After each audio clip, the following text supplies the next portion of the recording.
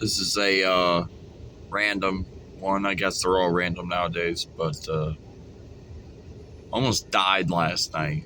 It's so weird to even comprehend, to try to even like converse about. But like, it wasn't like I almost got shot, or almost died in a plane crash or a car accident or something like that. I got choked, right? And whereas it's like, okay, people choke and survive, like it's not a big deal. I was completely alone. There was nobody.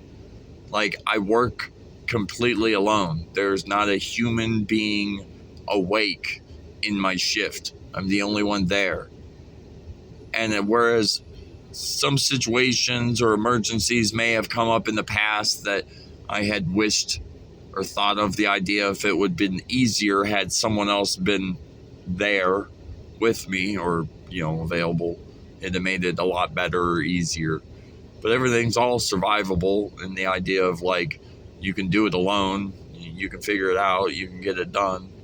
But then when something like choking happens, where you kind of want someone there because it's a lot easier to not choke when someone can like Heimlich you and like get you to not be choking. But when you realize that you're choking and you're like essentially dying because you're choking and there's nobody around to help you, I was very fortunate that I was panicking, but I had enough mental thought in my own head to say, keep calm.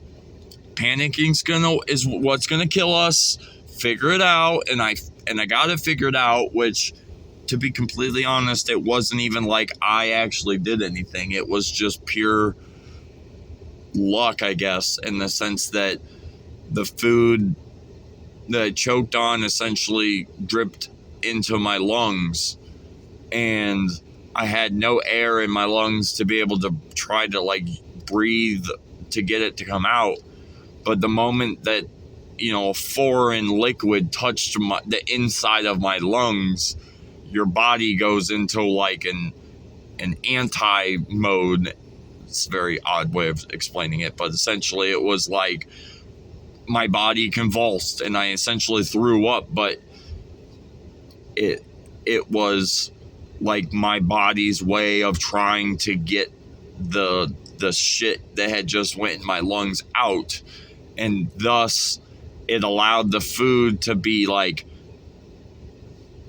I didn't like come, it like slid up enough where my throat / my tongue kind of like worked it back to the inside of my mouth, and then I could spit it out, and then I was able to breathe. Well, wasn't really able to breathe. Took me like another 5 minutes of like gasping for air because I still had like phlegm and all this shit that built up in my mouth from essentially dying. So I just kept sitting there going and my throat's still kind of fucked up from it. Yeah, so it took a long while.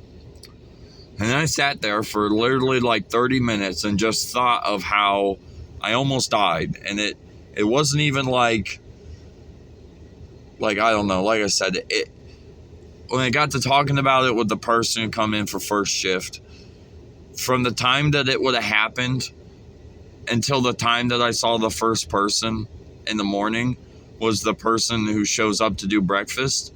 And she would have found me about 3.5 hours after I would have died. So she'd have found my body probably in the process of rigor mortis. I probably would have already shat myself. And she'd have come in to work and found my body laying on the ground dead. And I did not tell her that this morning, but it was just that crazy idea of like that's how quick, people, we all have that same thought in life. We have time. I got time to do things. And I'm not expected to die anytime soon. I don't want to go anytime soon. But we don't have control of that. And it could be something as simple as fucking eating food when you're all fucking alone and you fucking die because you choke.